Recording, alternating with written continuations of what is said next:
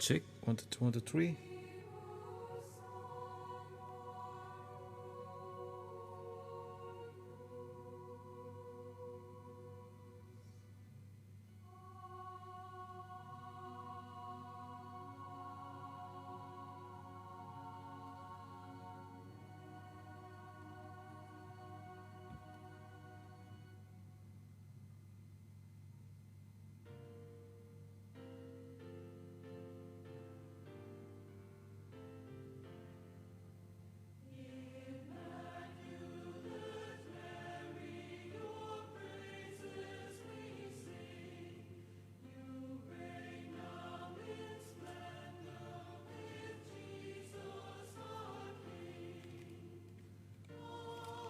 Halo teman-teman semua, bagaimana? Apakah suaranya bisa dengar dengan baik?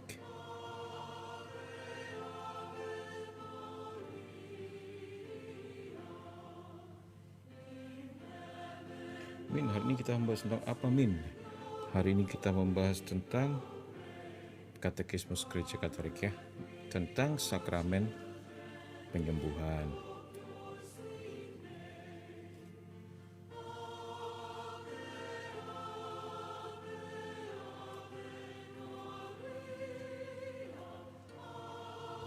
Berapapun jumlah teman-teman, berapapun jumlah orangnya, tetap kita harus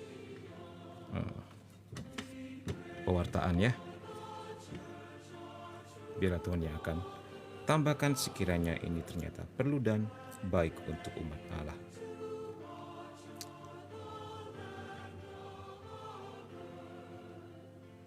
Baik, kita akan mengawalinya dengan doa dalam nama Bapa dan Putra dan Roh Kudus. Amin. Ya Bapa Surgawi, kami bersyukur dan berterima kasih atas waktu dan kesempatan yang Kau hadiahkan kepada kami pada hari ini, di mana Kau tambahkan satu hari baru dalam hidup kami. Kau tambahkan berkat yang baru, mukjizat yang baru. Buatlah kami ya Tuhan untuk semakin mengerti akan kasih, akan cinta dan kuasa-Mu yang sedang terjadi dalam hidup kami, bahwa Engkau senantiasa menjaga kami setiap saat, setiap waktu. Biarlah kami lebih mengenal-Mu lagi dalam pembelajaran pada malam hari ini, supaya semakin kami mengenal-Mu, semakin kami mencintai-Mu. Bunda Maria doakan kami, Malaikat Agung Mikael berperanglah bagi kami mengatasi segala gangguan dan godaan. Malaikat Kudus Allah, Orang Kudus Allah beserta kami selalu. Kemuliaan kepada Bapa dan Putra dan Roh Kudus, seperti pada permulaan, sekarang, selalu dan sepanjang segala abad. Amin. Dalam nama Bapa dan Putra dan Roh Kudus. Amin. Baik teman-teman semua, terima kasih untuk yang telah sudi mampir singgah lagi di live Komsa KKSM. Dan malam ini adalah hari Senin. Nah, mungkin ada yang bertanya kenapa bukan hari Minggu seperti biasa, Min? Karena Sabtu Minggu kemarin Mimin pelayanan ke pedalaman ya, sehingga menginap di sana dan perginya Sabtu pagi, pulangnya Minggu malam. Jadi sampai ke Pontianak sudah kecapean. Ya, tapi tidak pernah sia-sia pekerjaan pelayanan Tuhan ya, karena banyak sekali yang dipulihkan dan banyak sekali yang disembuhkan pada waktu itu. Kalian bisa lihat VT-nya yang Mimin posting barusan ya, video terakhir. Puji Tuhan, Tuhan senantiasa menyertai pelayanan Komsa KKSM. Oke, Min, malam ini kita mau membahas apa? Tentang sakramen penyembuhan. Kita ingat kemarin kita telah membahas sakramen baptis. Nah, malam ini kita mau membahas sakramen penyembuhan. Ayo, mungkin ada yang ingat yang pernah hadir sebelumnya di live minggu lalu. Apa sih sakramen yang dikhususkan untuk penyembuhan di dalam Gereja Katolik? Silakan jawab di komen-komen di bawah.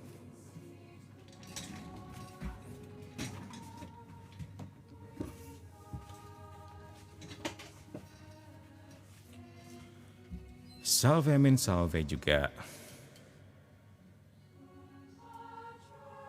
Baru mulai ya, Min? Baru mulai ternyata.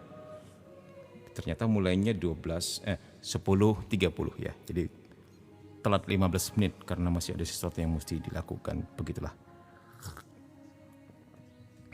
Baik. Ayo, ada yang ingat?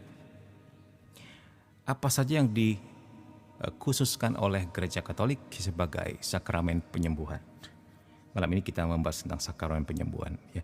Kita ingat ada 7 sakramen, ya.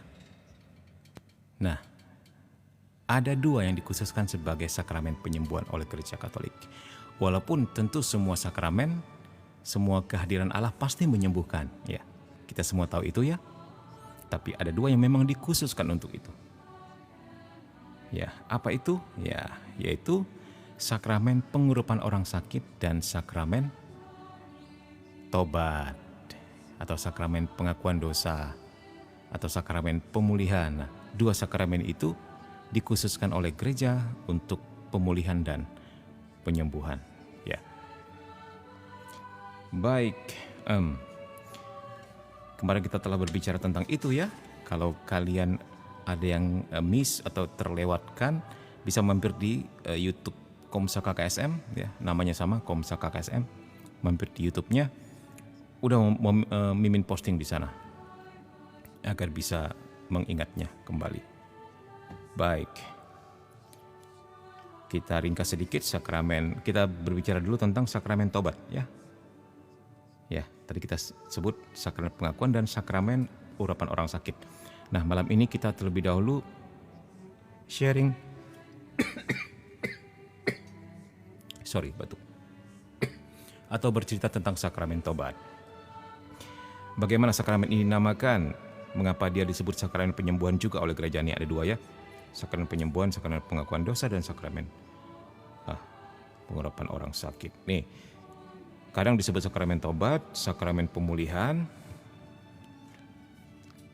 sakramen pengakuan, sakramen pengampunan, dan juga sakramen perdamaian. Semuanya memiliki arti karena fungsinya masing-masing. Nah, ditanya, untuk apa suatu sakramen perdamaian sesudah pembaptisan? Nah, ini sebenarnya ringkasnya mengatakan bahwa sakramen tobat adalah bantuan gereja untuk memulihkan bagi jiwa dan raga untuk mereka yang telah jatuh berkali-kali atau jatuh bangun di dalam dosa. Kita ingat ketika kita berdosa asal, yaitu dosa yang diwariskan oleh Adam dan Hawa, maka telah ditebus dengan sakramen baptis. Nah, tetapi untuk orang yang sudah dibaptis, ketika dia kembali jatuh ke dalam dosa, nggak perlu dibaptis lagi. Yang dia perlukan adalah sakramen tobat. Jadi fungsinya seperti itu ya, teman-teman. Oke. Nah, kemarin kita telah berbicara sedikit tentang pertobatan orang-orang yang telah dibaptis. Nih, bisa lihat di sini. Oke, malam ini kita sampai kepada tobat batin. Baik, kita akan bahas ini secara khusus. Baik.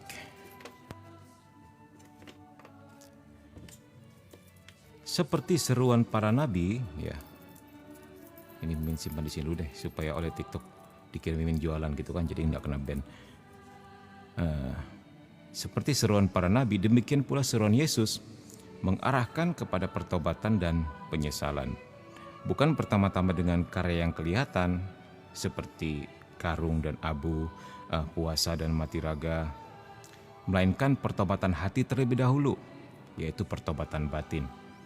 Nah, jadi bagaimana cara kita bertobat? Kita bertobat bukan sekedar merayakan pertobatan dengan hal-hal yang bisa dilihat ya, sehingga orang mengatakan oh dia sudah bertobat. Tidak. Jadi hal-hal yang terlihat seperti ini, penggunaan puasa dan mati raga, karung dan abu, itu mengalir dari hati yang sudah bertobat. Jadi maksudnya begitu ya teman-teman. Gitu. Jadi artinya percuma kalau kita merayakan pertobatan sementara hati kita tidak bertobat. Gitu. Percuma kita pakai karung, pakai abu, orang zaman dulu pakai karung ya. Atau pakai abu di jidat tapi kita nggak bertobat. Atau kita berpuasa dan mati raga ternyata untuk langsing, bukan untuk pembaharuan hati atau pembaharuan jiwa raga begitu kan, tetapi untuk langsing katanya, untuk diet. Bisa jadi kan begitu, tanpa pertobatan hati.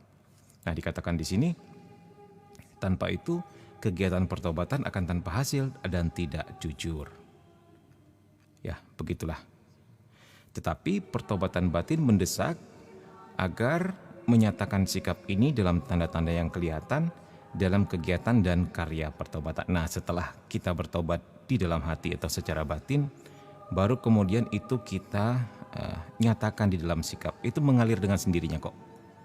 Untuk orang yang sudah bertobat, ya, bentuk jalannya udah beda, bentuk mukanya pun udah beda. Itu mengalir dari hati. Itu nggak bisa dibuat-buat teman-teman ya. Dan dengan sendirinya dia akan ternyata di dalam pikiran, perkataan, dan perbuatan. Nah begitu, sehingga mungkin dia akan kemudian memperlihatkan perubahan tingkah lakunya dengan misalnya penggunaan karung atau abu, puasa dan mati raga dan sebagainya. Itu mengalir dari hati ya, bukan sebaliknya. Oke, kita lanjutkan.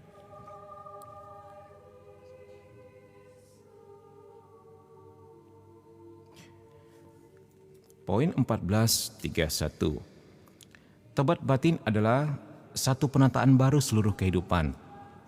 Satu langkah balik, yaitu pertobatan kepada Allah dengan segenap hati, pelepasan dosa, berpaling dari yang jahat yang dihubungkan dengan keengganan terhadap perbuatan jahat yang telah kita lakukan. Nah, sebenarnya ini inti pertobatan teman-teman ya. Kalau orang bertanya apa sih arti pertobatan? Nah, di sini jelas sekali. Arti pertobatan itu tidak lain dan tidak bukan sebenarnya kembali kepada Allah atau berbalik kepada Allah. Dengan demikian artinya apa? Kalau orang yang tidak bertobat artinya dia sedang melenceng. Dia sedang belok, enggak lurus jalannya ke sesuatu tempat yang berlawanan dengan arah yang diinginkan Allah untuk manusia. Gitu. Kita semua tahu ya, Allah menginginkan keselamatan, damai sejahtera, masa depan cerah untuk anak-anaknya. Nah, untuk mereka yang tidak bertobat artinya adalah orang-orang yang memilih jalannya sendiri. Bertobat artinya berbalik kepada Allah dan segala ketentuannya. Itu arti pertobatan yang sesungguhnya. Ya. Sekaligus pertobatan itu membawa kerinduan dan keputusan untuk mengubah kehidupan. Ya, itu sudah otomatis ketika kita berbalik kepada Allah dan kemudian kita kembali on track in God's way, jadi on track di jalurnya Allah, dengan sendirinya akan menciptakan kerinduan dan keputusan untuk mengubah kehidupan.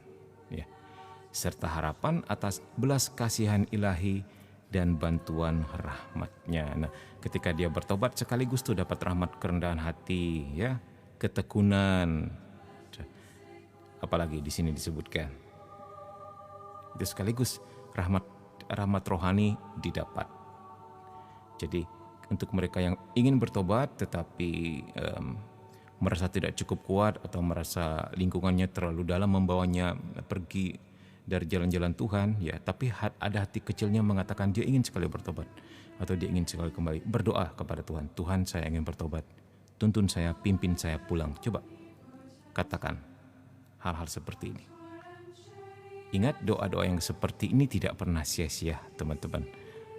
Doa seperti ini pasti dikabulkan Tuhan. Tentang waktunya kita serahkan kepada Tuhan. Karena apa? Ini adalah termasuk doa-doa yang tidak bisa ditolak oleh Tuhan. Karena apa? Karena doa yang kita lakukan ini adalah doa yang menyenangkan hati Tuhan. Karena pada dasarnya Tuhan yang terlebih dahulu ingin supaya anak-anaknya datang kepadanya, melebihi kerinduan kita, melebihi keinginan kita, gitu.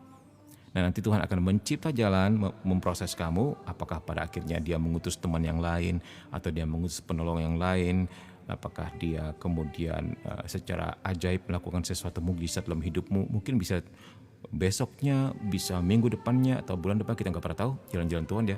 Udah Tuhan sepertinya mungkin nampak terlambat, tetapi dia nggak pernah terlambat, gitu.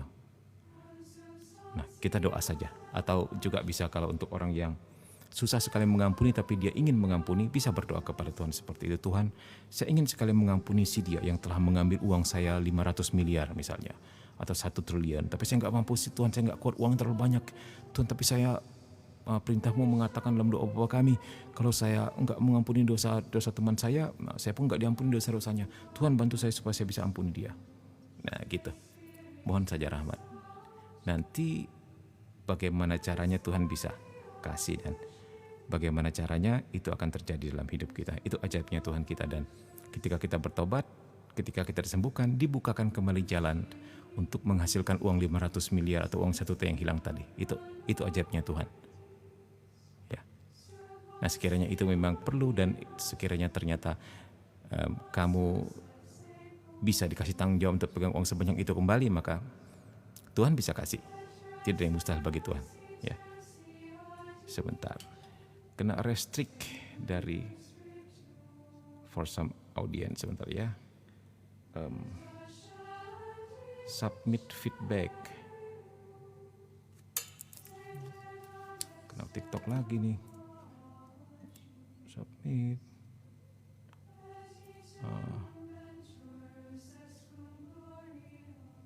Apa ini ya? Tell you that this live promotes a band. No, I'm not promote the band. Oke, semoga nggak kena restrict lagi dari TikTok.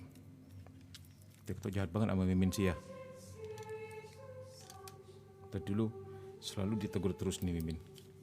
Pasti dibilang anak yang bandel karena nggak pernah mau muncul muka, nggak pernah mau jual sesuatu gitu. Kameranya dibalik Kak Min. Aduh, kacau kalau kameranya dibalik. Nanti nampak dong muka Mimin yang jelek ini. Udah begini aja. Udah diatasi kok. Mau tak mau kita terhenti 1 menit begitu ya untuk mengatasi hal ini, untuk ngisi itu, ngisi ini atau tarik sesuatu gitu. Mau tak mau ucurlah nggak apa-apa lah. Baik, kita lanjutkan teman-teman ya. Nah, ini dikatakan pertobatan jiwa ini diiringi dengan kesedihan yang mendalam, yang menyelamatkan, dan kepiluan yang menyembuhkan, yang oleh bapak-bapak gereja dinamakan animi cruciatus atau kesedihan jiwa. Ini bahasa Latin ya. Animi itu jiwa, cruciatus itu kayak crux, kayak salib gitu, kesedihan, kesengsaraan. Compunctio cordis, penyesalan hati. Cordis itu hati. Compunctio itu penyesalan, ini bahasa Latin ya. Nah, jadi kesedihan yang menyelamatkan, kepiluan yang menyembuhkan ya. Jadi jangan dianggap negatif segala sesuatu yang berbau kesedihan. Karena itu ternyata menyelamatkan. Karena itu ternyata bisa menyembuhkan. Apalagi kesedihan kita adalah karena Tuhan. Misalnya kita sedih akan dosa-dosa kita gitu. Nah, pada saat itulah rahmat bekerja untuk memulihkan. Kita disembuhkan, kita dipulihkan dan diberi sukacita. Ya, baik.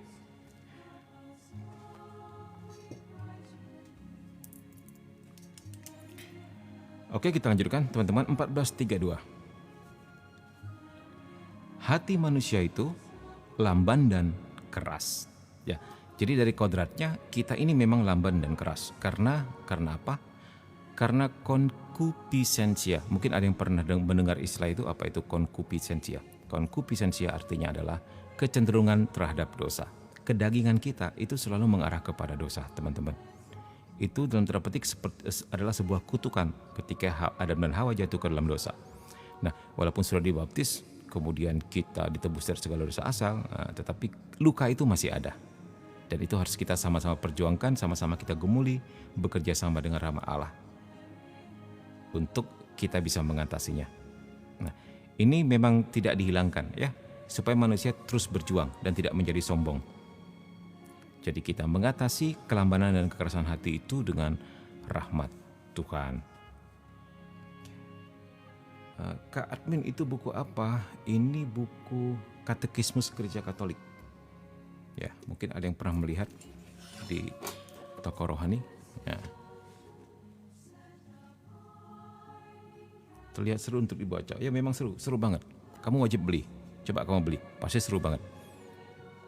Boleh beli di toko online ya, atau toko orange, atau toko hijau, di mana saja ada Katekismus Gereja Katolik. Tapi mungkin sampulnya berbeda, tapi sejauh namanya seperti ini, lambangnya seperti ini, dan tebalnya kayak gini, ya, itu sudah pasti aman punya. Ya, biasanya di gereja-gereja katedral di kotamu yang ada toko rohaninya atau di Komsos begitu ya, menjual seperti ini, selalu ada buku seperti ini. Karena buku ini adalah buku wajib setelah Alkitab bagi orang Katolik. Di dalamnya terkandung iman, sejarah, teologi, ajaran moral, apapun itu. Sejak 2024 tahun yang lalu sampai sekarang termaktub di dalam sini. Jadi ini buku yang indah luar biasa ya. Jadi kalian belum boleh meninggoy sebelum baca buku ini. Atau paling enggak ikut live-nya Mimin tentang buku ini ya. Saking serunya. Oke Kak Admin, nanti saya cari katanya. Wow, thank you ya Rainbow udah dikirimin ikan paus. Semoga suatu hari Mimin boleh berkesempatan berenang bersama ikan paus. Thank you banget. Oh ya, Min mau cerita pelayanan kemarin teman-teman, itu bagus banget ya. Terutama untuk teman-teman yang mungkin sudah mulai tertarik untuk melayani Tuhan ya. Harus setiap orang Katolik, setiap orang Kristen harusnya sudah mulai bisa melayani. Karena memang kita dipanggil untuk melayani. Pergilah, baptislah semua orang dalam nama-Aku. Usirlah setan, sembuhkan orang sakit. Kan itu perintah agung Tuhan Yesus. Itu amanat agung. Jadi setiap anak Tuhan harus menjadi berkat bagi orang lain ya teman-teman. Nah jadi semoga teman-teman tidak ragu untuk melakukan itu. Paling tidak dimulai di dalam keluarga dulu. Melayani keluarga dengan baik begitu. Kemudian mulai bisa mendoakan anaknya yang sakit atau papanya yang sakit atau mamanya yang sakit mungkin begitu. Mulai bisa menggunakan nama Yesus untuk menengking segala kuasa kegelapan sekiranya mulai mengganggu di dalam rumah. Apakah itu kiriman orang atau ternyata dia pindah di rumah yang baru yang ternyata pernah ditanam indan itu gitu. Jadi bisa diatasi dengan doa dan air suci dan garam berkat. Misa juga di rumah untuk itu. Jadi anak-anak Tuhan harus tahu hal seperti ini. Setelah itu mulai bisa memberkati tetangganya gitu. Kemudian rekan-rekan di tempat kerjanya. Begitu ya. Jadi sebenarnya tidak ada pelayanan yang sia-sia. Nah, sama-sama Kak Min. Thank you Rainbow. Dinda yang ada tutup usia Mimin berenang sama ikan paus. Wah ada Dinda malam ini ya. Dinda sempat bilang ke sana Min, kayaknya mungkin Dinda nggak bisa terus rutin ikutin live-nya Mimin. Dinda punya urusan yang mesti diselesaikan. Ya nggak apa-apa, Mimin doakan supaya lancar kata Dinda. Malam ini Dinda bisa mampir, puji Tuhan ya. Oke baik. Semoga segala urusannya sudah lancar ya Dinda. Tentu kita semua bantu Dinda juga dalam doa. Baik. Kemudian kita berdoa nggak seperti biasa. Biasanya kita kalau ke pedalaman memberi seminar ya, kali ini nggak, cuman balik hari saja. Itu pun ternyata kita diminta mendoakan beberapa rumah begitu. Inti doanya apa? Ternyata di pedalaman itu, Mimin nggak perlu sebut tempatnya ya, ada satu dukun besar. Sebenarnya dukun berkedok Katolik. Atau istilahnya dukat ya. Nanti ada yang protes, tidak ada Katolik mengajarkan orang menjadi dukun, itu istilah yang jelek, itu dukat itu. Gitu dan sebagainya. Istilah dukat sebenarnya untuk mempersingkat saja bahwa orang ini berkedok agama. Ya dukat ada di mana saja. Kebetulan karena dia Katolik jadi dukat. Kalau dia Protestan jadi dupros. Kalau dia Islam jadi apa? Gitulah. Ya. Dan sebagainya. Ternyata itu cukup banyak teman-teman. Jadi dan ternyata si orang sakti ini ya itu punya banyak jaringan, sudah punya banyak anak buah, jadi dia cukup terpandang di tempatnya. Karena konon dia bisa mendatangkan hujan dan mengusir hujan, konon dia bisa mendatangkan angin, bisa berperang dengan setan, begitulah. Jadi dia banyak sekali bikin orang kampung tersebut terlibat di dalam praktek okultisme gara-garanya dia ya. Dia katanya pakai Bapak Kami, pakai Salam Maria, bahkan menganjurkan orang berdoa, tapi dia sendiri nggak pernah berdoa, nggak pernah terlihat berdoa. Menganjurkan orang ke gereja, tapi orang nggak pernah lihat dia di gereja, kayak gitulah. Bahkan kalau ada misa di satu tempat dan kebetulan dia hadir, dia nggak akan mendengarkan pastornya khotbah atau ikut misa dengan kusyuk, tapi mulai jelek-jelekkan pastor. Itu kata si umat yang cerita pada akhirnya. Jadi sebenarnya kasihan juga umat yang pengetahuannya atau maksudnya belum pernah dikunjungi pendoa-pendoa yang benar di pedalaman di tempat mereka ya. Semoga ini menjadi tugas kalian nanti ya. Boleh melayani di tempat-tempat tertentu atau di pedalaman, begitulah. Kasihan. 2 tahun lalu pada waktu tim kita pergi ke suatu daerah lagi di pedalaman ya. Di ujung lagi di Sanggau sana, Mimin gak usah sebut tempat persisnya. Ada satu kelompok umat yang tidak pernah sama sekali didatangi kelompok doa. Tidak punya grup doa apapun. Jadi hanya mengandalkan ketua umat. Jadi nggak kenal yang namanya Legio Maria, nggak kenal yang namanya persekutuan doa atau kelompok Indon itu. Jadi kasihan kalau datang penyesat-penyesat yang sedikit saja membawa atau menjual agama bisa keseret tuh. Karena mereka umat yang polos, umat yang baik hati, mudah percaya orang, bahkan seperti yang di tempat lain lagi, si siapa dukun yang Mimin cerita, dukun yang perempuan itu yang yang ada videonya yang disuruh pasang kepala babi, kepala kerbau itulah, yang sebulan lalu Mimin posting yang rame itu, yang viral. Nah itu umat itu bahkan menampung mereka selama seminggu di rumah gitu kan. Bayangin saking baiknya orang-orang di pedalaman. Masih tega-teganya dia nipu ya. Raja tega, ratu tega banget deh. Kita pun sampai nggak habis pikir kenapa bisa seperti itu. Udah dianggap keluarga, habis uangnya. Begitulah intinya. Jadi ternyata begitu ada yang sakit panggil dia gitu ya. Ini kembali lagi ke yang kemarin Mimin pergi.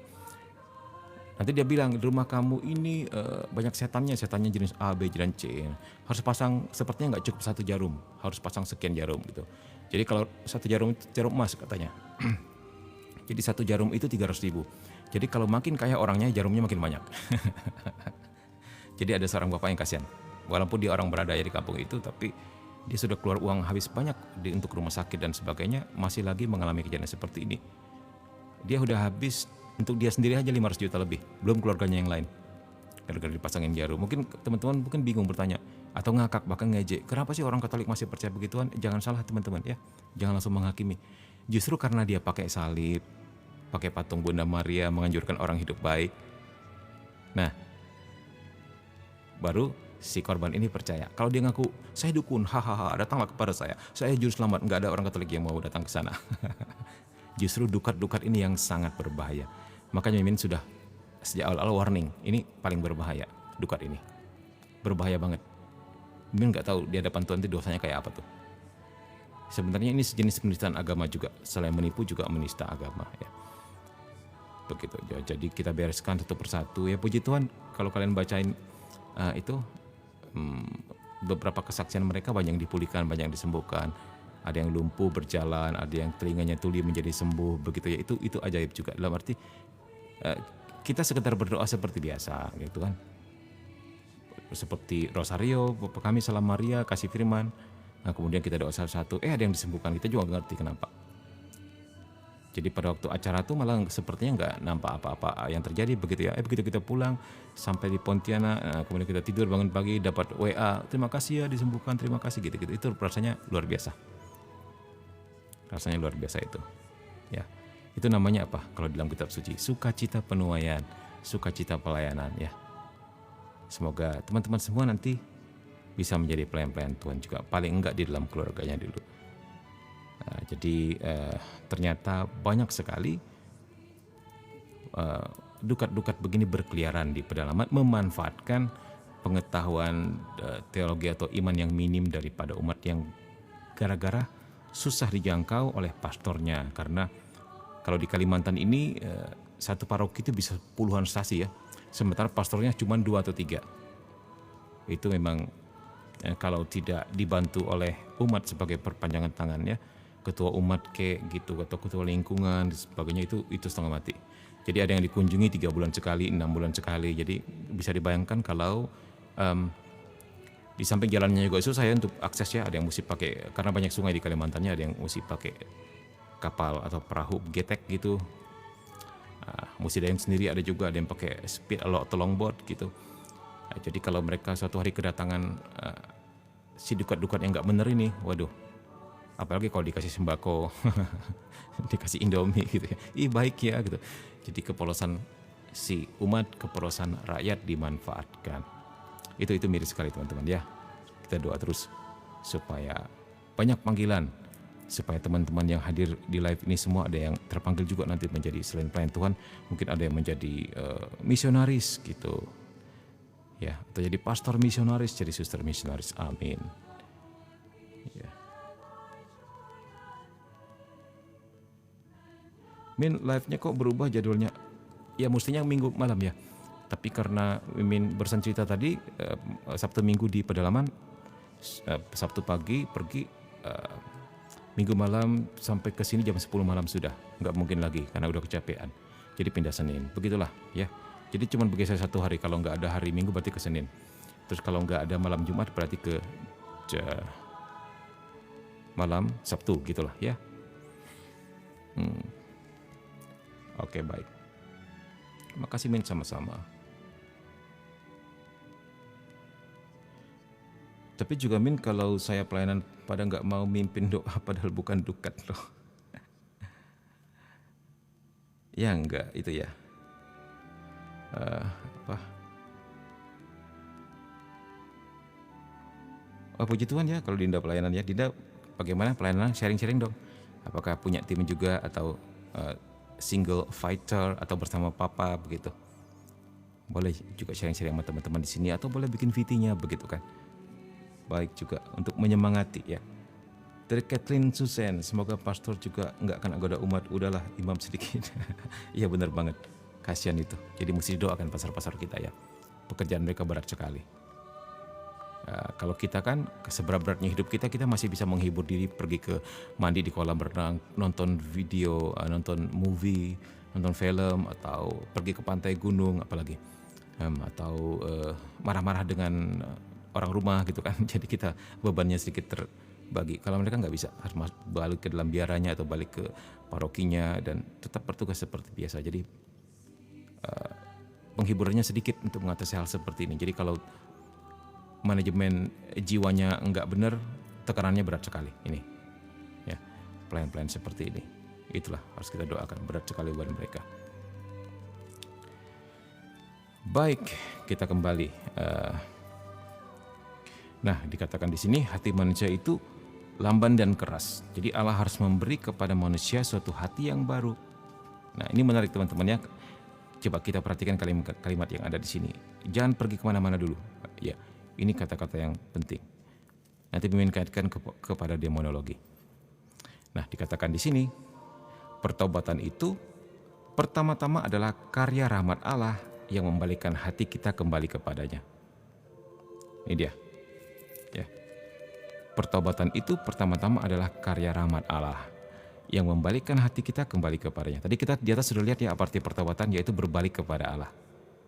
Gitu, itu arti pertobatan. Bawalah kami kembali kepadamu ya Tuhan, maka kami akan kembali. Ratapan 5:21. Nah, sekarang pertanyaannya begini teman-teman. Kan kemarin heboh tuh kasus, bisakah setan bertobat? Ya, bisakah iblis bertobat? Sampai ada YouTuber yang bela-belain, bisa kita jadikan teman, mereka bisa bertobat, bahkan setan yang telah bertobat itu membantu kita gitu. Bla bla bla beli gitu kan. Itu bukan ajaran Katolik. Itu bukan ajaran Katolik. Kenapa setan nggak bisa bertobat? Jadi dalam ajaran Katolik, setan itu tidak bisa dan tidak mungkin bisa bertobat. Karena apa? Di sini jelas sekali dikatakan. Pertobatan itu pertama-tama adalah karya rahmat Allah. Rahmat Allah maksudnya Roh Kudus ya. Karena Roh Kudus adalah sumber segala rahmat yang membalikan hati kita kembali kepadanya. Nah, kamu masih ingat dosa menghujat Roh Kudus yang tidak pernah mungkin diampuni?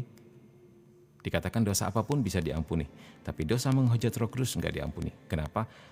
Nah, karena Roh Kudus adalah sumber segala rahmat. Kalau dia menolak rahmat, artinya dia menolak pertobatan. Artinya Allah nggak bisa bekerja, nggak bisa membalikkan hatinya. Gini, ya ini logikanya begitu teman-teman.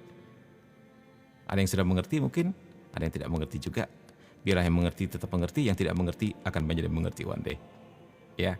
Mengapa setan nggak bisa bertobat? Karena dia menghujat Roh Kudus. Apa arti menghujat? Menolak Roh Kudus. Apa arti menolak Roh Kudus? Artinya menolak rahmat pertobatan. Nggak mungkin lagi. Karena mereka telah memutuskan hubungan dengan Allah selama-lamanya. Gitu. Sementara pertobatan adalah pertama-tama karya rahmat Allah. Nah, kalau kamu telah terputus sama sekali dengan Roh Kudus, nggak mungkin. Bahkan kepikiran untuk bertobat pun nggak mungkin. Kepikiran untuk bertobat pun nggak mungkin.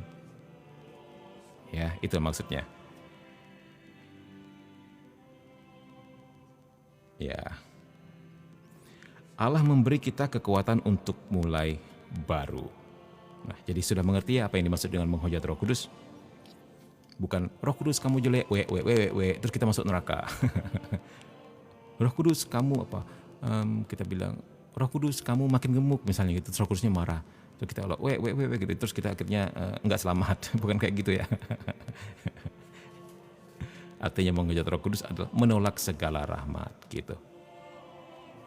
Ya, hal-hal seperti ini tentang penafsiran ya, kalau kita salah penafsiran akhirnya kita memberontak dan akhirnya kita mendirikan gereja yang lain lagi. Ini seringkali kan terjadi itu. Salah menafsirkan akhirnya mendirikan gereja yang lain lagi ya. Itu juga bisa berabe ya.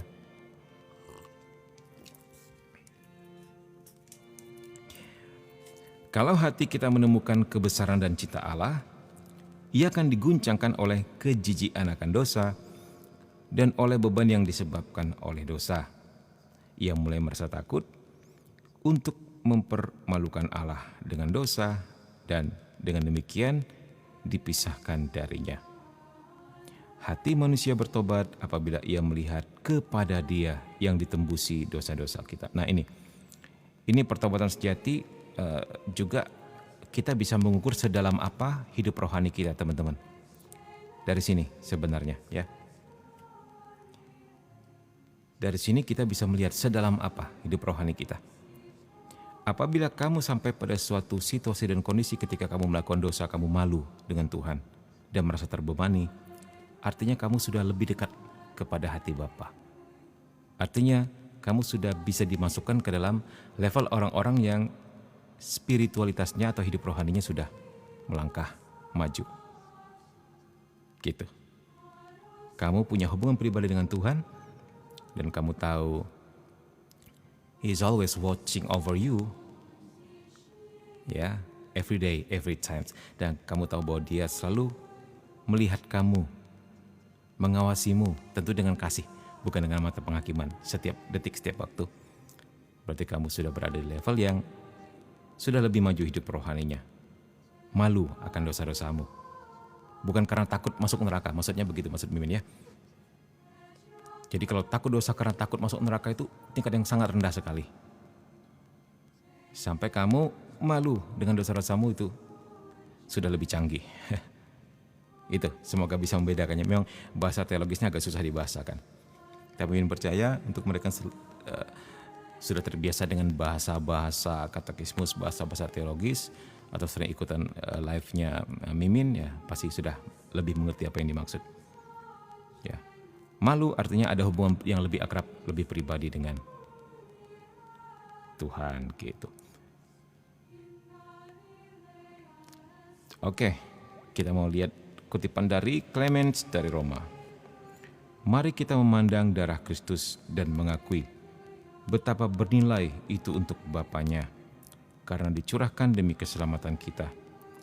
Ia membawa rahmat pertobatan untuk seluruh dunia. Clemens dari Roma. Oke. Mama Cindy, nah itu bagaimana kasus Mama Cindy itu? Mimin dengar katanya si pastornya sudah keluar dan akhirnya malah menikah ya. Ya menikah ada tentunya ya, karena nggak bisa nikah gereja. Dan Mama Cindy-nya malah memilih meninggalkan keluarganya dan ikut si ex-pastor itu ya. Begitu ya konon. Ada yang lebih tahu, mungkin ada yang tetangganya Mama Cindy. Bisa cerita-cerita di bawah ya. Oke, baik. Kita lanjutkan.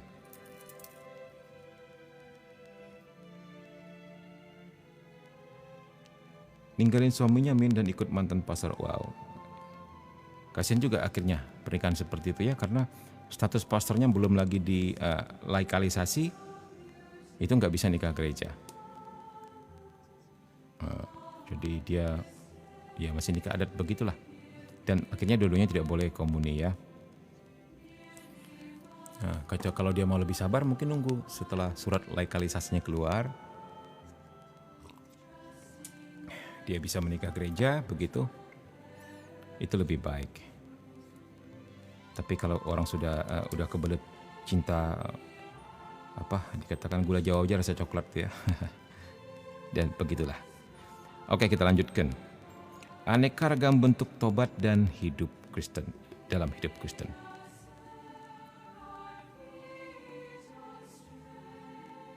Ya, kata Kathleen, mana bisa menikah bersama tapi nggak bisa bersatu. Wow, ini lebih dalam ya. Suster Dinda, Min, pastor yang baptis aku juga sekarang udah berkeluarga. Nah, bagaimana tuh? Ini ada juga yang bertanya kepada Min seperti ini, tapi Min percaya Dinda sih sudah mengerti ya. Tapi ada umat yang bertanya seperti ini di kasus yang sama nih. Min, pastor yang menikahkan kami itu sudah keluar dan sudah berkeluarga. Bagaimana dong Min? Apakah pernikahan kami tetap sah? Dia ketakutan sampai menggerutu, ya begitu. Sampai chatting Mimin sana sini gitu kan, saking kalutnya gitu. Nah, bagaimana menurut teman-teman?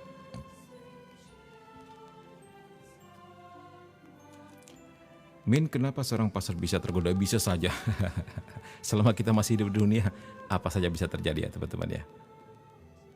Tidak ada tempat di dunia ini yang pintunya tertutup terlalu rapat untuk iblis. Nggak bisa masuk, tidak ada. Bahkan di biara yang suci sekalipun. Selama kita masih hidup di dunia, kita diizinkan mengalami ini dan itu. Sementara untuk kebaikan kita sendiri. Gitu. Ya, jadi setiap hari sebenarnya hidup kita ini sebuah pilihan. Memilih untuk tetap setia atau berbelok. Setiap hari harus berjuang. Belum finish. Jadi jangan heran.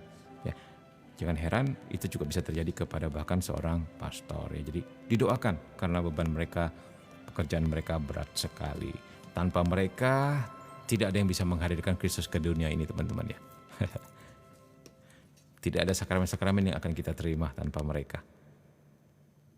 Ya, begitulah.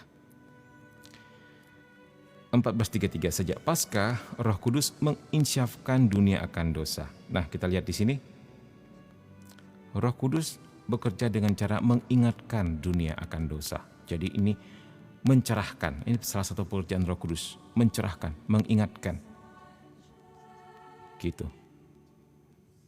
Yohanes 16:8-9. Artinya, ia menyingkapkan bahwa dunia tidak percaya kepada Dia yang diutus Bapa. Jadi ia menyingkapkan selubung ketidakpercayaan orang agar menjadi percaya.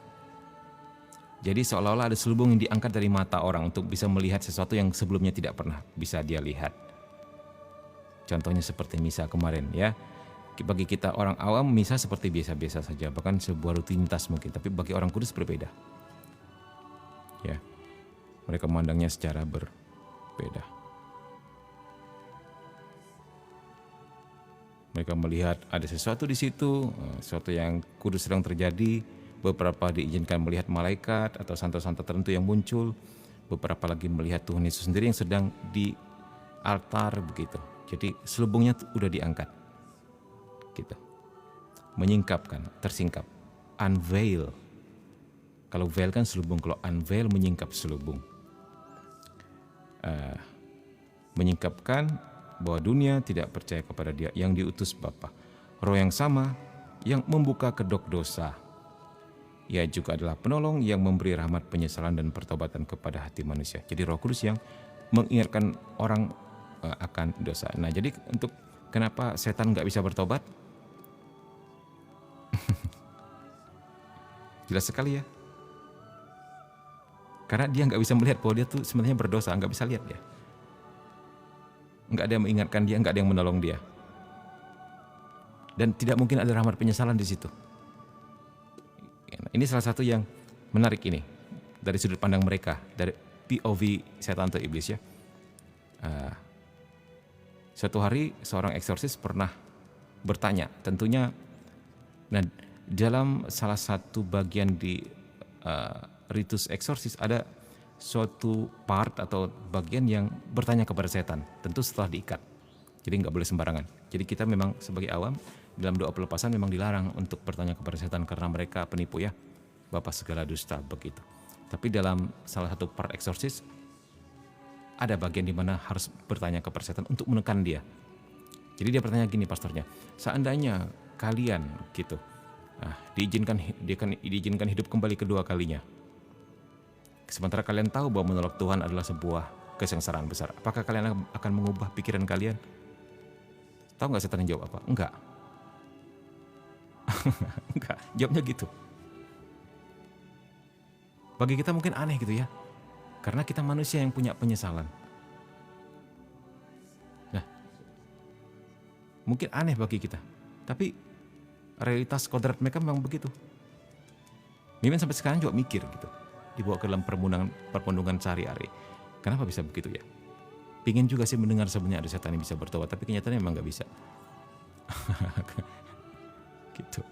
Kalau kita berpikir seperti pikiran kita, di mana kita jatuh bangun dalam hubungan kita dengan Tuhan ya, itu nggak masuk ke mereka, beda. Ketika mereka ternyata sudah memutus hubungan mereka dengan Tuhan itu sekali dan selama-lamanya. Karena pengetahuan mereka yang sempurna, mereka sudah tahu konsekuensinya. Dan mereka sudah tahu kalau menolak Tuhan udah pasti nggak bisa kembali. Tapi mereka lakukan juga. Nah itu dia. Pengetahuan yang sempurna menghasilkan bisa hadiah yang sempurna, tapi juga penghukuman yang sempurna. Jadi kita selain dia diadili dengan perbuatan kita, tapi juga dengan pengetahuan kita. Gitu. Oke.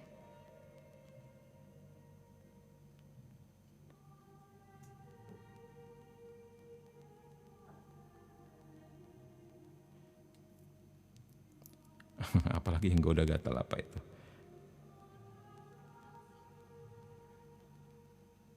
Iya, pastor juga manusia biasa kayak kita ya.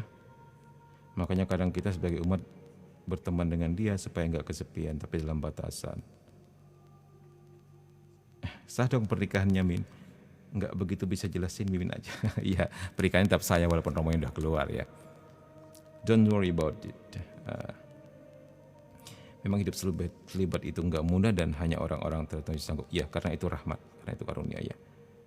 Oke.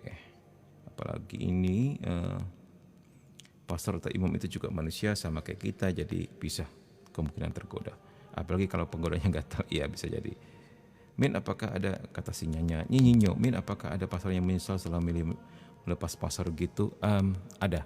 Min kenal beberapa dan banyak sebenarnya. Ya, banyak sebenarnya. Ada juga teman Mimin yang baru 8 bulan dihabiskan, kemudian dia ternyata papanya meninggal dan nggak ada yang ngurus harta orang tuanya sementara dia anak tunggal gitu. Akhirnya nggak tahu gimana caranya dilepas imamatnya. Lebih milih mengurus keluarga dan kemudian menikah gitu. Ada juga. Suatu hari mintanya menyesal nggak? Sebenarnya menyesal, tapi hal seperti ini nggak bisa dihindarkan. Susah juga. Gitu. Jadi memang kita nggak bisa menghakimi setiap mereka yang meninggalkan imamatnya sebagai orang yang gagal gitu, belum tentu juga. Gitu. Satu lagi teman Mimin ya yang melepas imamatnya, nah ternyata di luar dia malah melayani. Bukan, waktu itu dia belum jadi pastor, dia masih frater. Di luar malah dia punya akun gitu, malah melayani juga gitu. Nggak kalah hebatnya seperti waktu dia masih di dalam. Ini dia. Walaupun berakhirnya dia menikah dan berkeluarga ya, dan keluarganya bahkan juga melayani. Ya. Anggaplah menikah juga sebuah bentuk panggilan. Ya. Sementara hidup selibat adalah juga panggilan yang lain, yang lebih khusus untuk Tuhan. Begitulah cara kita memandangnya. Apalagi kalau dia pergi atau meninggalkan imamatnya atau meninggalkan kaulnya dengan baik ya. Bukan dengan alasan apapun atau bukan dengan kasus. Nah itu biasanya orang seperti itu di luar juga tetap melayani Tuhan. Iya. Ya aku pernah lihat sih ibu-ibu ngekerasin pastor, kata Dinda. Kayak Mas Cindy udah punya suami dan anak. Oh ya di sini juga banyak, kata Catherine Susan. Pengen banget tuh aku ceramah itu ibu-ibu. Iya, Mimin bahkan pernah dikirimin foto ya. Ada seseorang ya, udah Mimin sebut aja deh kotanya, di Sintang, di pedalaman Kalimantan Barat. Itu kota tuh, bukan kabupaten. Jadi kurang sejarah sama Pontianak, Singkawang gitulah, Sintang. Jadi bukan daerah-daerah yang seperti tempat kita pelayanan yang sampai masuk ke dalam pelosok, bukan.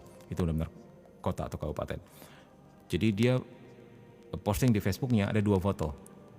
Ya, foto pertama dan foto kedua. Foto pertama dia foto dengan pastor, gitulah. Jadi dia selfie gitu. Sewaktu masih di pastor, nyantreng dia foto pertama. Foto kedua, mereka berdua di ranjang. Kemudian di selfie lagi, sesudah menjadi suami gitu. Padahal pastor itu masih pastor dan dia pun masih menikah dan istri seseorang dan punya anak pula. Nggak tahu gimana dia ngedit yang foto kedua seperti itu ya. Wah itu habis birunya diceramahin oleh ibu-ibu yang kamu tuh nggak tahu malu banyak sekali. Sampai dia tutup akunnya. Tapi memang nggak tahu malu sih. Ya, ini sudah dipakai oleh, kalau Min bilang udah dipakai oleh si jahat atau iblis. Gitu. Nggak tahu kenapa ibu-ibu suka menggoda pastor ya. Menurut teman-teman apa? Menurut teman-teman, coba cerita di bawah kenapa? Apakah pastor itu begitu tampil di depan, pakai jubah nampak ganteng atau berkarisma gitu, apa gimana?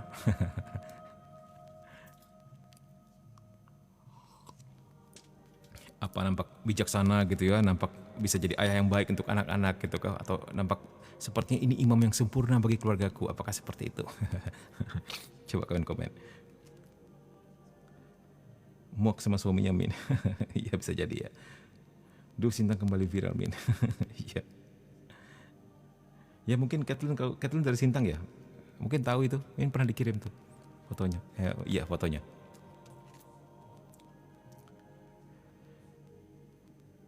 Karena pasalnya terlibat. Oke, nah itu ya mungkin ya. Ya begitulah. Oke, baik. Kita lanjut teman-teman. Aneka ragam bentuk tobat dalam hidup orang Kristen 1434. Tobat batin seorang Kristen dapat dinyatakan dalam cara yang sangat berbeda-beda. Jadi macam-macam ya bentuk tobat orang. Kitab suci dan para bapak gereja berbicara terutama tentang 3 bentuk pertobatan. Apa saja itu?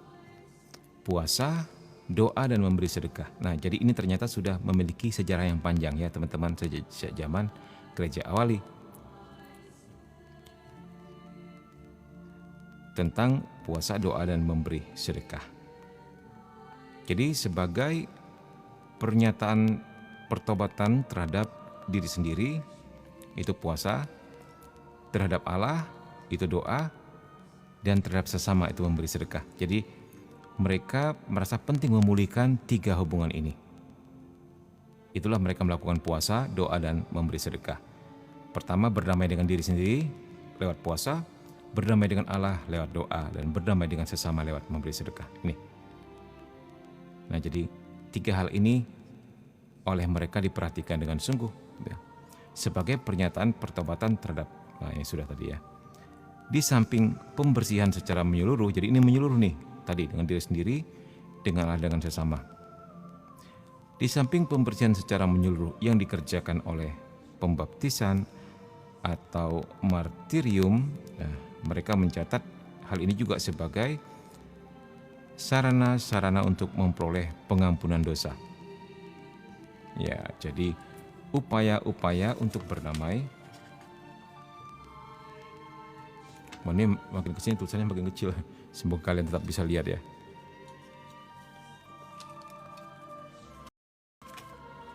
Ya, dengan sesamanya. Jadi air mata pertobatan, keprihatinan untuk keselamatan sesama, doa syafaat para kudus, dan cinta aktif kepada sesama. Karena kasih menutupi banyak sekali dosa. 1 Petrus 4:8. Nah ini dia. Ini juga penting ini teman-teman. Kalau kamu bingung, kita kan semua sudah belajar tentang indulgensi ya. Tentang api penyucian, itu terkait erat dengan indulgensi juga.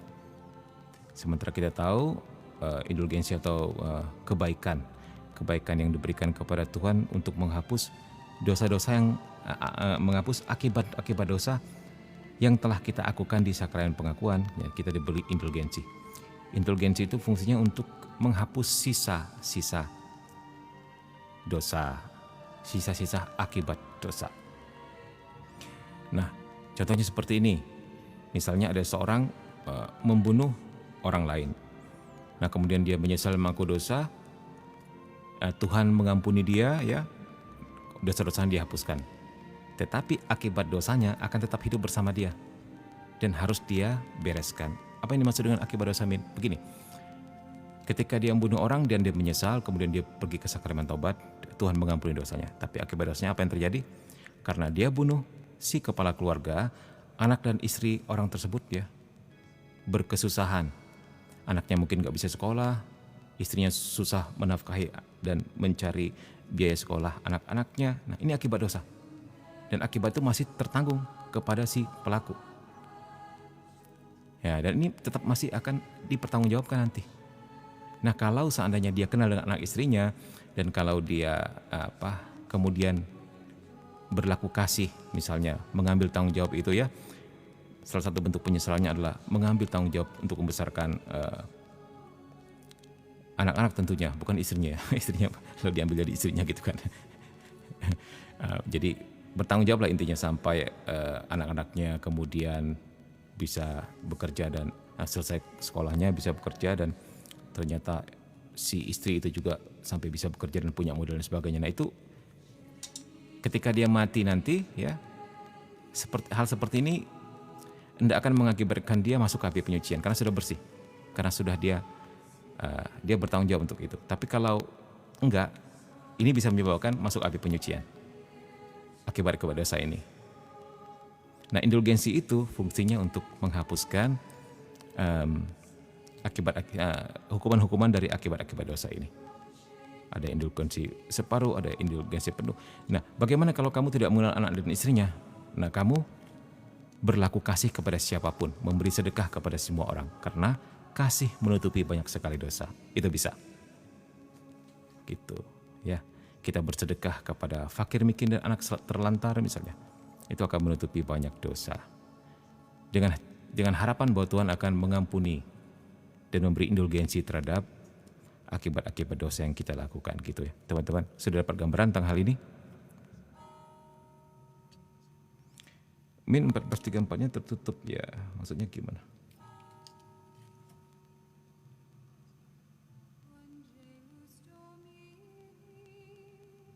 Nggak ada duit ya. Ya kita seharusnya harus sadar aja menggoda apa yang sudah dipilih Tuhan.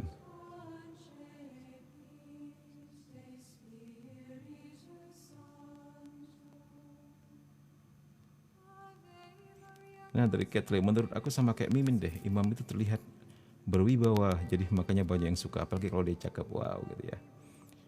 Tapi aku pernah ceramah, pastor jangan bangga, ada yang suka sama Nuan enggak jadi pastor, biasa-biasa aja. Ini bahasa Kalimantan ya. Enggak ada duitnya, ya benar. Tapi Min ada kenal, ada satu orang ya, jadi seorang ibu ini ya masih gadis lah, cuman dia belum menikah juga, sudah berumur begitu ya. Dia konseling sama salah satu frater waktu itu, ya teman Mimin juga, konseling gitu dia. Jangan heran Mimin punya teman frater karena Mimin kuliahnya di situ ya. S1 S2-nya memang bersama para pastor gitu ya, bersama para frater gitu. Jadi nggak tahu gimana caranya, tiap minggu ketemu, curhat sebagainya, akhirnya malah konslet dan jadi gitu kan. Nah, memang frater ini ganteng gitu, nampak menawan mungkin bagi dia ya, tapi memang ganteng fraternya. Dan si gadis ini dia nggak peduli kalau ternyata si fraternya mungkin dari keluarga miskin dan punya kekayaan juga. Dia udah terbayang bagaimana membangun masa depan dengan si frater ini gitu kan, karena dia orang kaya gitu loh. Dia pikir dengan uangnya dia bisa lah pelihara ini orang ya, dijadikan suami gitu. Enggak langgeng juga ya, enggak langgeng juga. Akhirnya frater itu keluar dan jadi sama dia memang pada akhirnya ya. Nah, fraternya juga enggak tahu bagaimana caranya bisa kepengaruh oleh dia juga dan sebagainya begitu. Nah, akhirnya menikah 2-3 tahun 4 tahun cerai juga. Enggak tahu penyebabnya apa. Bayangin, nikahnya Katolik loh. Untung si fraternya belum kekal ya, jadi masih kaul sementara ya, jadi enggak terlalu sulit lah untuk meminta seperti laikalisasi juga lah. Tapi untuk para birawan yang kaul kekal tuh keuskup mintanya untuk seperti dibatalkan gitu sumpah kaul kekalnya. Nah, kalau dia belum kaul kekal lebih mudah karena kan harus dibarui setiap tahun. Nah, jadi tinggal tahun ini ya jangan dibarui lagi gitu kan, jadi bisa menikah dia dan sebagainya. Nah, enggak langgeng juga itu. Apa mungkin kebuka kedok aslinya begitu sudah menjadi suami gitu kan. Jadi ini sebenarnya untuk memberi pandangan juga kepada umat yang suka goda-godain pastor dan frater dan sebagainya begitu, atau suster mungkin ya. Mungkin mereka nampak hebat di mimbar, di meja khotbah dan sebagainya, tapi sebenarnya sama saja seperti kita, manusia biasa. Ya, cuman mereka tentu lebih berpengetahuan secara teologi, nampak bijak karena memang bicaranya tentang Tuhan gitu. Tapi begitu lu jadiin suami ya nanti ngurus anak sama-sama. nggak ada perlukan lagi namanya ilmu teologi tinggi-tinggi begitu ya. Dan kamu tidak akan melihat dia berdiri di depan lagi, dan padahal itulah pandangan yang membuat kamu jatuh cinta pertama kalinya ya. Nggak bisa lagi hal itu terulang. Hal seperti ini loh. Jadi para gadis-gadis harus disadarin. Benar nih katakan Kathleen tadi ya, nampak hebat, nampak bijak itu di atas altar ya. Padahal begitu lepas jubah biasa-biasa saja begitu. Benar itu. Min, teknis puasa ini sebaiknya gimana Min? Mohon petunjuknya. Puasa disesuaikan saja ya. Kamu boleh pilih sendiri kok. puasa dengan pantang hal yang berbeda ya. Kalau puasa masalah makan, kalau pantang masalah batin.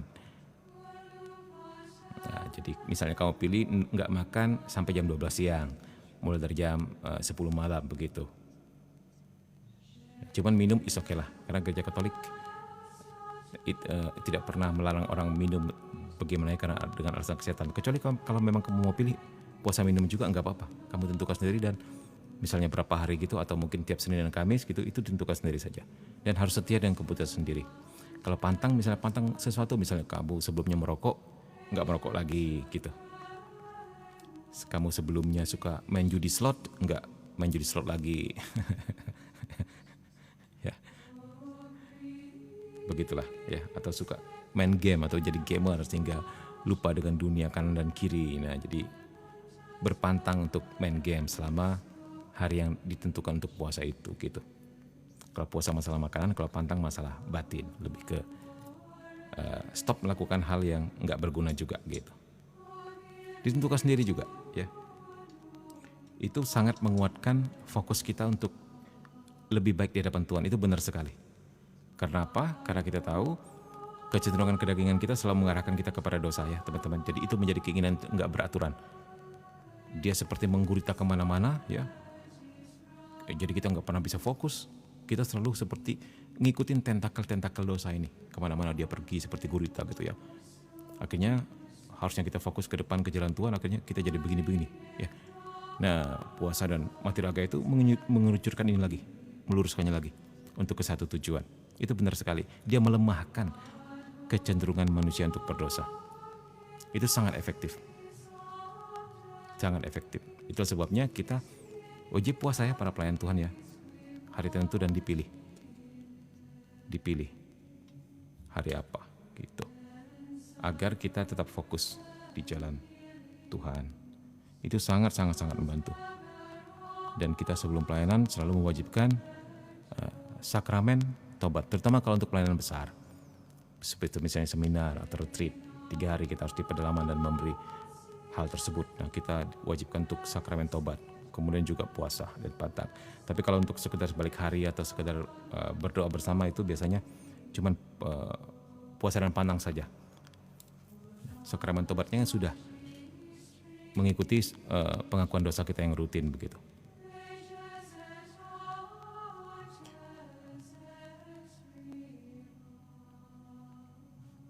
Sebentar kita lihat.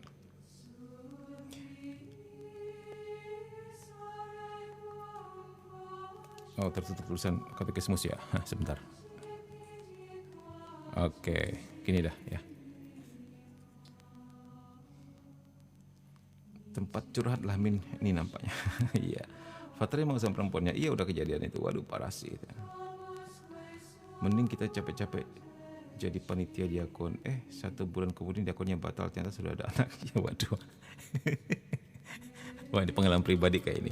Kathleen, kamu mengalami sendiri ya mungkin sebagai panitia menemukan masalah ini di tempatmu gitu ya. Yang sulit sih Min, yang satu menggoda yang satu mau. Jadi nyambung ya.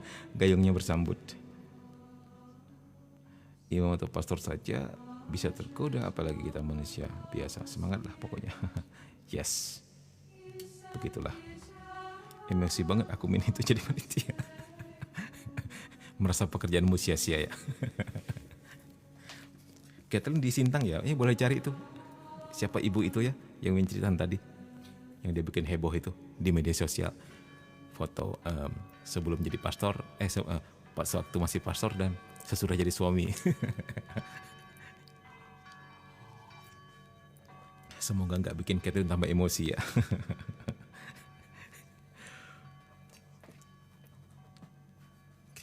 Banyak nih soalnya Min kasusnya bingung ya mana. Nah ini kalau banyak ini bikin kita nggak semangat lagi ya. Semoga kita doakan gereja kita, semoga Tuhan senantiasa jaga dan lindungi. Jadi umat misalnya punya kewajiban juga untuk menjaga gereja. Jangan dikit-dikit dibebankan kepada pastor ya. Oke, baik. 14:35. Pertobatan terjadi dalam kehidupan sehari-hari melalui perbuatan perdamaian. Jadi melakukan hal-hal yang damai begitulah, nggak berantem sama orang kiri kanan gitulah ya intinya. damai sama pembantunya, damai sama anjingnya, sama kucingnya, sama tetangganya, apalagi begitu. Terus memberi bantuan kepada orang miskin. Terus pelaksanaan dan pembelaan keadilan dan hukum. Nah ini juga kita ya. Nah kita berpihak kepada, kita berpihak pada kebenaran. Jadi jangan diam ketika melihat ada penindasan atau ada ketidakadilan. Kita wajib bersuara. Terus pengakuan kesalahan sendiri, ya kita harus rendah hati bahwa kalau kita salah ya salah begitu. Terus teguran persaudaraan, kita melakukan memperbaiki sesama yang tersesat ke jalan kejahatan misalnya. Jadi kita wajib paling enggak memberitahulah begitu. Apakah dia terima atau tidak dengan teguran tersebut itu sudah menjadi urusan dia. Ya. Pemeriksaan cara hidup sendiri, jadi introspeksi terus menerus. Pemeriksaan batin, nah dia kita periksa batin kita karena dikatakan di Amsal apa, orang benar saja jatuh ke dalam dosa 7 kali dalam satu hari. Bayangin, orang benar loh. 7 itu sebenarnya sebuah istilah saja, sebuah idiom saja. Artinya banyak. Angka 7 itu artinya kalau di dalam kitab suci itu artinya banyak. Jadi kitab suci bahasa Ibrani itu dia mengandung kode-kode. 1 artinya apa, 3 artinya apa, 7 artinya apa. Kalau 7 itu artinya banyak. Jadi kalau kamu disuruh mengampuni 70 kali 7 kali itu artinya mengampuni tanpa batas, tanpa henti. Kita harus selalu mengampuni. Sehingga itu yang menjadi cikal bakal lahirnya doa Bapa kami 77 kali ya. Sebenarnya lahir dari tidak terbatas maksudnya begitu. Terus bimbingan rohani ya, jadi kita juga perlu pembimbing rohani ya, supaya kita tidak jatuh ke dalam kesesatan dan kesombongan. Penerimaan sengsara, jadi ketika kita mengalami hal yang tidak enak atau yang tidak sesuai dengan keinginan kita harus bisa menerimanya dengan lapang dada, karena itu membentuk kita juga, bukan dikit-dikit ngomel, aduh saya sakit lutut, aduh saya sakit ini, sakit itu. Jadi yang mendengar juga terbeban. Yang menarik kemarin waktu mimin ke pedalaman ya, ada seorang gadis yang tiba-tiba nyelutuk, enggak tahu nyelutuknya bagi mimin sih inspiratif loh. Jadi ketika kita berdoa terus ada satu temannya, aduh ini saya sakit, aduh ini saya sakit gitu. Jadi seperti mengeluh gitu. Terus dia bilang apa? Karena mimin di sampingnya jadi mimin dengar. Kata orang tua kalau kamu sakit lutut, sakit kaki, udah diam aja. Jangan diomongin, diam aja, diterima saja. Gitu. Ini sebuah petua orang tua. Nampaknya sederhana teman-teman, tapi ini benar-benar ini loh, sesuatu loh bagi mimin. Kenapa? Karena ada hal tertentu yang memang bisa kita bicarakan dengan orang yang tepat, ada yang tidak. Misalnya tentang sakit, kamu bisa ngomong ke dokter, bukan ke teman di sampingmu. Karena itu bisa menjadi beban pikiran orang lain juga. Gitu maksudnya. Ya, kalau kamu sakit ini sakit itu, ngomongin itu ke dokter, bukan ke teman, bukan ke siapa gitu. Ya, yang bisa menambah beban pikiran. Intinya begitulah. Ini mungkin nampak sederhana, tapi ini sebentuk ini juga, sebentuk penyangkalan diri juga. Untuk mengeluh, intinya begitulah ya.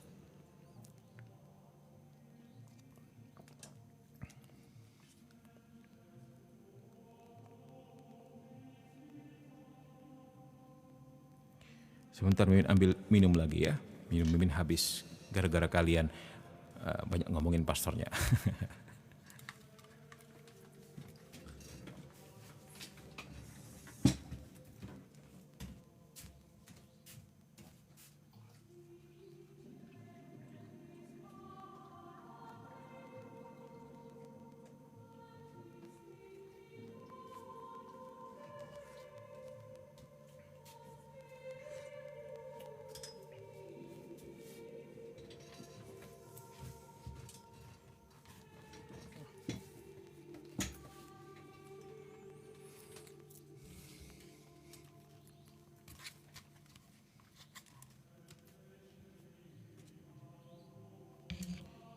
Iya, bagaimana? Sebentar.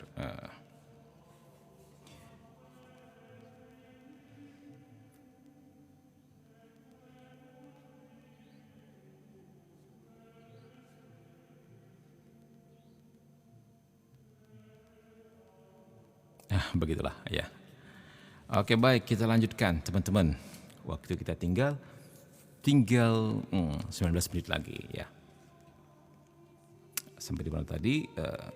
Penerimaan sengsara dan ketabahan dalam penghambatan demi keadilan. Ketabahan. Ya. Ini juga sebentuk penyakalan diri ya. Kita menahan-nahan diri. Intinya begitulah. Setiap hari memikul salibnya dan mengikuti Kristus adalah jalan yang paling aman untuk pertobatan. Pikul salib, ikut Kristus. Gitu. Maka kita tidak akan pernah disesatkan. Karena jalan salib adalah jalan kemuliaan. Jadi kalau ada para pelayan Tuhan yang mengatakan atau bikin kelompok doa dengan mengatakan anak-anak Tuhan harus kaya, anak-anak Tuhan tidak boleh sakit, harus sempurna. Nah, itu kelompok yang menyesatkan, nggak benar itu. Kamu nggak akan bisa melebihi Tuhan Yesus yang lewat jalan salib dulu sebelum akhirnya bangkit dengan mulia. Bahkan Bunda Maria pun mengalami penderitaan yang sangat, ya, dengan melihat putranya diperlakukan seperti itu. Padahal malaikat mengatakan dia akan menjadi sesuatu yang sangat besar. Itu bagi dia sebuah kontradiksi yang dikatakan apa? Jantungmu akan, pedang akan menusuk jantungmu. Seperti itulah mungkin rasanya dia, yang dia alami ya. Siapa kita bisa melebihi Tuhan Yesus ya. Oke, baik. Kemudian ya itulah. Jadi jangan tolak penderitaan, jangan tolak kesengsaraan, terima dengan sukacita. Dan kita persembahkan kepada Tuhan. Tuhan, saya persembahkan sakit saya untuk pertobatan saya sendiri dan pertobatan orang-orang berdosa. Mungkin seperti ini. Ini doa yang paling ditakutin setan. Ini doa yang paling ditakutin setan. Karena kamu mengembalikan penderitaanmu, sakitmu, yang seharusnya bisa melemahkan fisikmu sehingga mengambil keputusan yang keliru. Tapi dipersembahkan kepada Tuhan. Setiap sakit kita, setiap kesulitan kita, setiap sengsara kita. Ini sangat menakutkan bagi setan. Karena sebenarnya dia berharap kamu mengutuk Tuhan gitu loh. Tapi kamu balikin untuk kemuliaan Tuhan. Untuk pertobatan orang-orang berdosa. Ini mengerikan bagi mereka. Ya. Itu salah satu rahasianya. Ya. Kalau di kabupaten apa? Aku imam-imam santai, maksudnya gimana? Oke.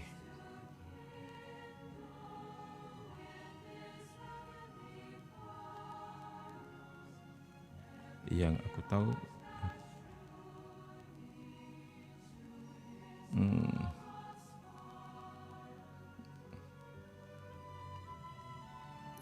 banyak pasar-pasar yang diangkat jadi anak. Nggak apa-apa sih ya. Baik juga. Karena sebenarnya dia bapak bagi semua orang dan anak bagi semua orang gitu. Tinggal pandai-pandai bawa diri saja, jangan terlena. Ingat, orang menghormati kita karena pekerjaan kita, bukan karena kitanya. Itu. Ya.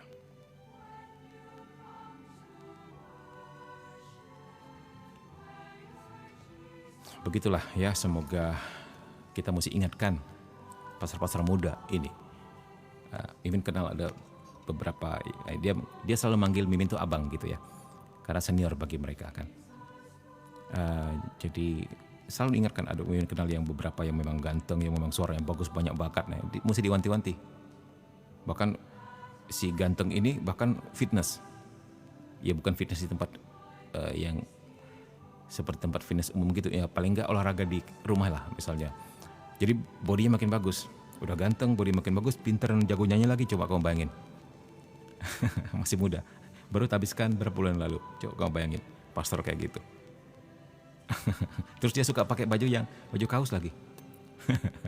Baju kaos yang ya walaupun nggak ketat-ketat amat, paling nggak nampak badannya yang bagus itu ya. Begitulah. Jadi diingatin, lu kalau ke pedalaman jangan pakai baju kayak gini ya, bahaya. Belum kalau dia nyanyi nanti, wah, para gadis bisa kelepek-kelepek ya. Ya itulah. Semoga nggak mudah termakan sanjungan orang, godaan ibu-ibu gitu ya, mulut manis ibu-ibu misalnya. Ya. Sintang banyak bibit unggul Min. Iya.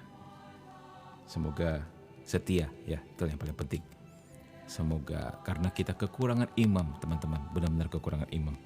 Sehingga Mimin mau ajak seorang imam pelayanan aja ke pedalaman itu susahnya minta ampun. Ya. Karena kita kan biasa pergi kan Jumat Sabtu Minggu atau Sabtu Minggu, sementara Sabtu Minggu itu hari tugasnya mereka, ya, di paroki-paroki. Dan mereka, apalagi pasar paroki, nggak boleh kemana-mana itu tugas dan kewajiban mereka, gitu. Mau tidak mau cari pastor rekannya, misalnya ada 3 pastor situ, ya pastor yang ketiga. Nah, yang mungkin sedikit lebih tidak sibuk gitu ya. Atau bawa pastor-pastor yang sudah pensiun, ya nggak jadi pastor paroki lagi, jadi pastor rekan. Mau tidak mau pastor tua, begitu kan, ya nggak apa-apa. It's okay, kan umat kan lebih senang ya kalau kita bawa pastor tua, karena mereka akan mengaku dosa kepada pastor yang nggak begitu bisa mendengar dosa-dosa mereka. Ya. Oke, baik. Sampai di mana kita tadi ya? Ekaristi dan pertobatan. Oke, Ekaristi dan pertobatan, ya. Pertobatan dan penebusan dosa setiap hari menemukan sumber dan makanannya di dalam Ekaristi. Karena di dalamnya kurban Kristus mendamaikan kita dengan Allah. Maksudnya gimana? Maksudnya karena di dalamnya kurban Kristus yang mendamaikan kita dengan Allah dihadirkan. Oh, maksudnya begitu. Karena kurban Kristus dihadirkan. Maksudnya begitu ya, Ekaristi itu menghadirkan kurban Kristus yang karena kurban tersebut kita didamaikan dengan Allah. Jadi Ekaristi ini terkait erat dengan pertobatan dan menemukan sumber dan makanannya di dalam Ekaristi. Olehnya dikenyangkanlah dan dikuatkanlah orang yang hidup dari kehidupan Kristus. Ya, kita dikenyangkan, kita dikuatkan. Ialah nur bisa yang olehnya kita dibebaskan dari kesalahan sehari-hari dan dilindungi dari dosa berat. Nah, Ekaristi ini senantiasa menjaga kita untuk senantiasa berada di dalam rahmat pertobatan. Dia membebaskan kita dari kesalahan kecil sehari-hari dan melindungi kita dari dosa berat. Maksudnya bagaimana, Min? Melindungi kita dari dosa berat? Kok bisa sih Ekaristi? Maksudnya begini. Kita tahu kecenderungan kita selalu ke arah yang negatif. Kedagingan kita selalu ingin dipuaskan, selalu ingin mengikuti hawa nafsu. Nah, dengan Ekaristi, ya, kita diberi rahmat untuk bisa mengekang dan menguasai itu, sehingga dengan sendirinya konsekuensinya adalah kita terlindung dari dosa berat. Macam begitu loh. Bukan ketika kita terima Ekaristi strength sudah pasti kita tidak bisa melakukan dosa besar. Bukan begitu ceritanya ya. Jadi memang ada ujung dan pangkalnya. Mengertilah maksud Min, gitu. Dalam hal mengontrol keinginan kita yang enggak beraturan. Ekaristi dengan rahmatnya memberi kita kekuatan dan kemampuan untuk lebih bisa menanganinya, maksudnya begitu. 1437. Wow, thank you ya untuk donatnya.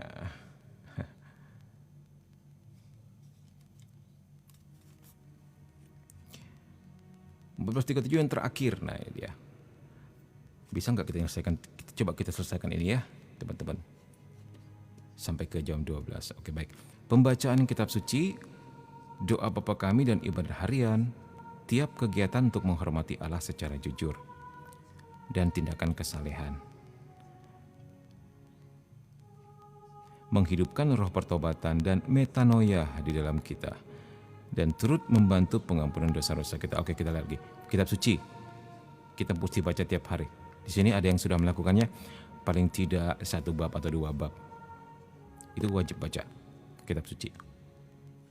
Doa Bapa kami, paling enggak 1 hari ada kita doakan. Dan ibadat harian ini relatif ya, bisa kita ikut brevir. Mungkin sudah tahu brevir ya.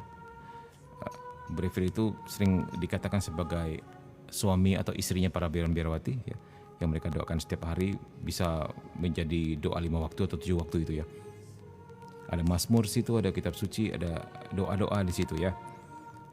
Atau kita bisa bikin ibadat sendiri, misalnya pujian dan penyembahan atau Lectio Divina dan sebagainya ya. Jadi ibadah ini relatif. Tiap kegiatan untuk menghormati Allah secara jujur dan tindakan kesalehan itu menghidupkan roh pertobatan. Nah, jadi doa apapun itu bentuknya, kegiatan apapun itu bentuknya, yang tentu sebagai bentuk penghormatan kita terhadap Tuhan atau pujian dan penyembahan kita kepada Tuhan, atau tindakan kesalahan itu sebenarnya menghidupkan roh pertobatan ya. Dan metanoia, apa itu metanoia? Metanoia itu artinya pertobatan terus-menerus. Metanoia, pertobatan terus-menerus ya. Ini dihafalin nih. Siapa tahu nanti suatu hari ujian ditanyain.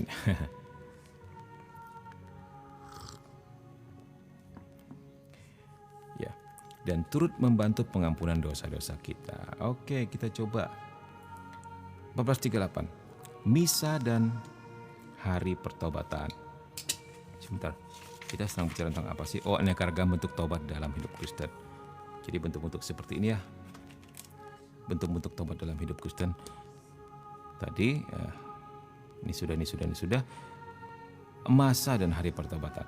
Dalam tahun gereja seperti masa puasa, terus tiap hari Jumat sebagai kenangan akan kematian Tuhan adalah waktu pembinaan hidup pertobatan gereja. Nah, ini kita ikutin waktu-waktu gereja ya, masa puasanya setiap hari Jumat sebagai kenangan akan kematian Tuhan, jangan kita luputkan.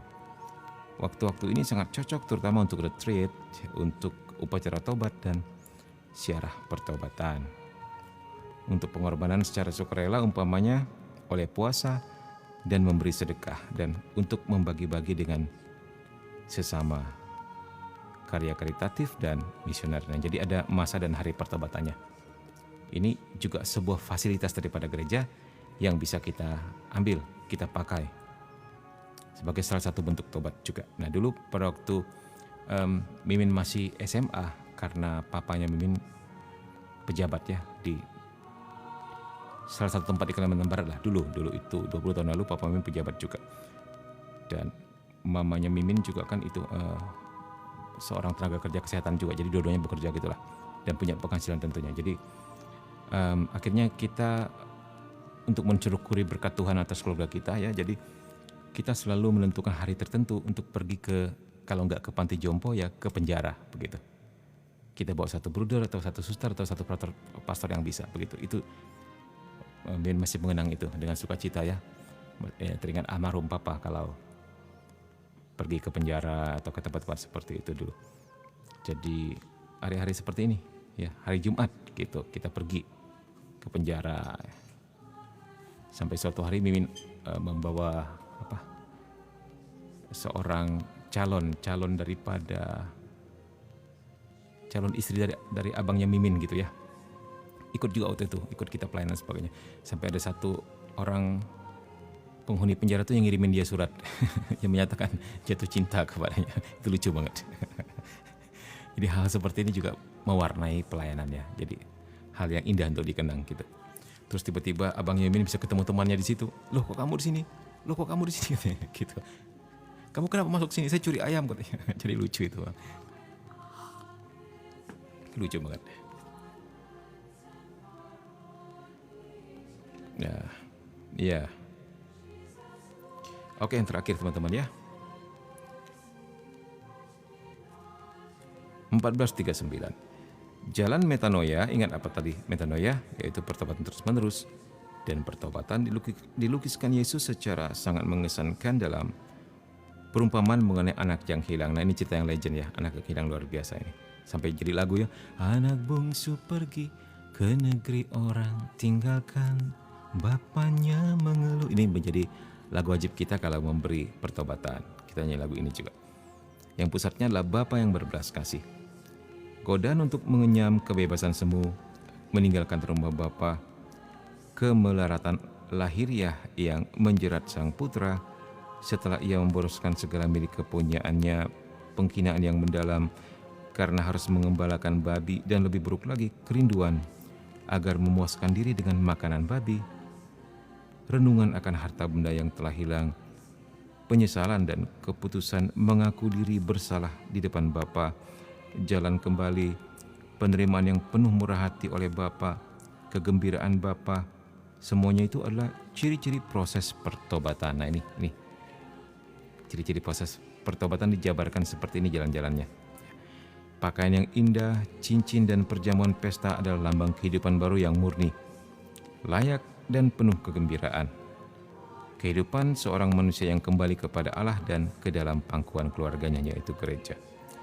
Hanya hati Kristus yang mengenal kedalaman cinta Bapanya dapat menggambarkan bagi kita jurang belas kasihannya atas suatu cara yang begitu sederhana dan indah. Luar biasa. Terima kasih teman-teman. Kita cukupkan sampai di sini. Terima kasih untuk segala perhatian, untuk like, komen, untuk share, dan juga untuk gift-giftnya. Thank you Rainbow, thank you siapa tadi, Nyonya Nyinyo dan sebagainya yang mungkin lupa. Mungkin ada yang ngasih singa, ada yang ngasih beruang, ada yang ngasih alien, mungkin thank you ya semuanya. Nah, kita sekarang mau berdoa. Kita mohon supaya rahmat dan pengetahuan yang kita terima pada malam hari ini pada akhirnya memberkati kita, keluarga kita, dan juga sesama kita. Kita siapkan hati kita untuk itu ya. Terima kasih Min, sama-sama. Wah, Greg baru join. Udah Greg impian doa deh, berdoa penutup. Ya. Oke, baik.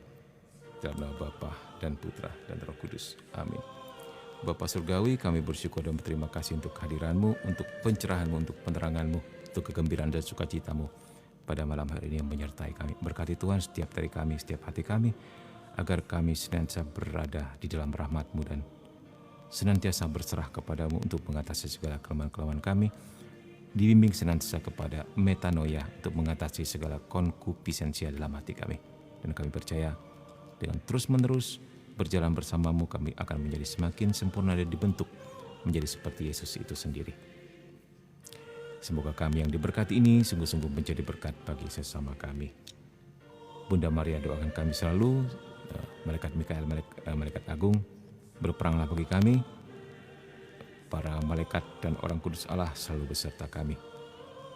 Kemuliaan kepada Bapa dan Putra dan Roh Kudus, seperti pada permulaan, sekarang, selalu, dan sepanjang segala abad. Amin. Dalam nama Bapa dan Putra dan Roh Kudus. Amin. Thank you all. God bless you. See you.